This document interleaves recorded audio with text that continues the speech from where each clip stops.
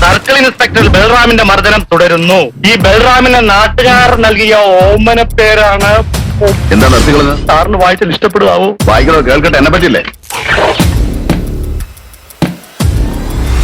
Inspector Balram,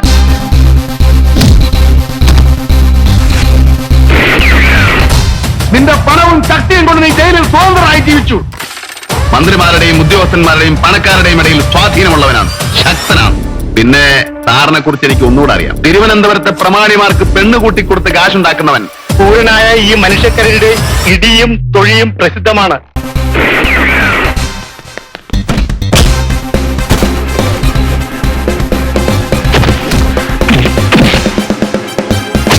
എടോ, കൊള്ളയടിക്കണമെങ്കിൽ പഴയ കായങ്ങളും കൊച്ചുണ്ടി പോലെ വേണം.